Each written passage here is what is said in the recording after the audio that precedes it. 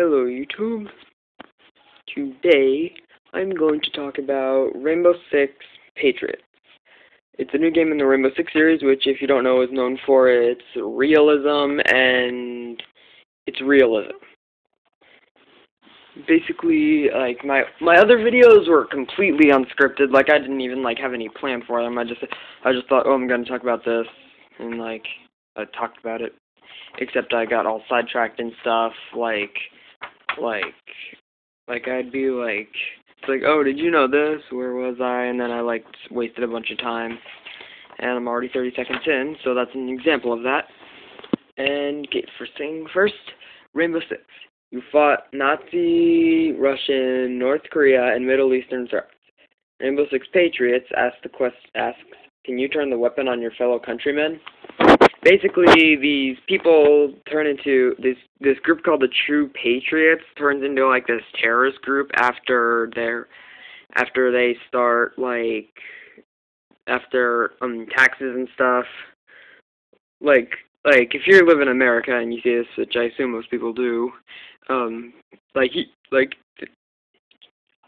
know that inside you want to start a revolution. I know it. I know you want to push the IRS off a bridge. Yep. So anyway, yeah, that's pretty much what's happening. Basically, the idea behind this is that, they don't want to just do the same things over and over again, and you'll get it's just a game feeling. Let's see. First things first. Traditionally, Rainbow Six has a sense of adventure tourism, you'll go to exotic places around the globe that you normally wouldn't get to see in real life, like a jungle or a desert or something. And most of the geography in this game is in America. It's apparently, America's more than just a bunch of cities and stuff, so it won't all be urban, which I think is something that I think a lot of people will be afraid of, and I think something that Modern Warfare 3 probably did wrong. Based on what I've seen, I haven't actually played the game, just it sounds what it's like. And not only is it in the U.S., about 20% of the game will go to the Bering Strait and Poti, Georgia, which is a coastal city on the Black Sea. So yeah, basically you won't do it all in the U.S., but a large part of it will be.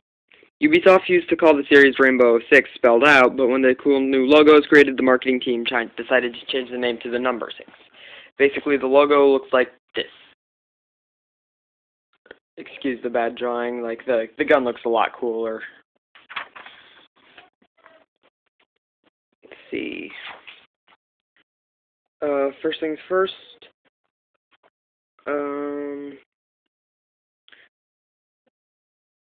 okay, so there's a group called the New Patriots.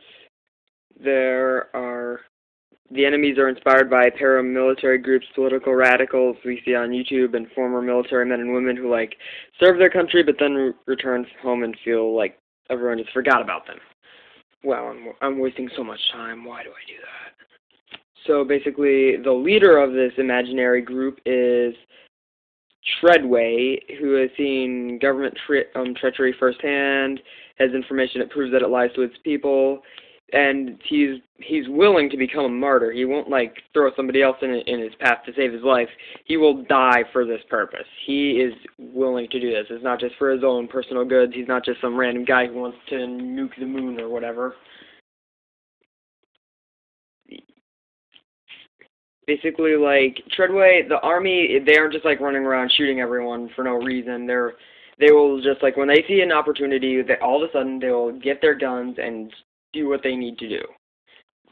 With one text message, he can have his units in pretty much any part of the United States at any time. I really like the characters because you're not just it's not just random terrorists who join because they feel like it. They actually have reasons for joining. They all are actual people. They're not just derp a derp a derp a derp. So I like the characters and how they did that. Multiple perspectives. You will play as both the Rainbow Six of Team Rainbow and as the terrorists. In a very small part of the demo, you actually got to of the tech demo and stuff. You actually got to play as tax collector guy. I'm only a teenager. I don't know what his specific term is. Some guy who does like the foreclosures and stuff and rakes in your money. You can put in the comments if you know what that guy's called. Those guys are called. So anyway, like yeah, he has to like hold down a trigger for a bomb because he's a suicide bomber. I'll get to that later. Now, like, it's different from the No Russian campaign in Modern Warfare 2. If you haven't played it or don't play the campaign or just forgot about it, basically you're a CIA unit undercover with a bunch of Spetsnaz terrorist guys. You go into an airport and a bunch of Americans get shot. Basically, you can either choose to participate in this event or you can just sit around and watch. Yeah, it's not just in generating shock value. They want to actually make, again, these people want to, you have to, like, make it actually feel like they're people. You'll understand more what it's like to be a terrorist, and you'll even understand what it's like to be a civilian in a terrorist event. You get hard ethical choices, like, I'll talk about that later. Why did I put that in that order in the thing? The sandpit. Sandpit is a cool thing, and it's in multiplayer. Sorry about this. I think the magazine didn't really do a great job at prioritizing where to put stuff in the magazine.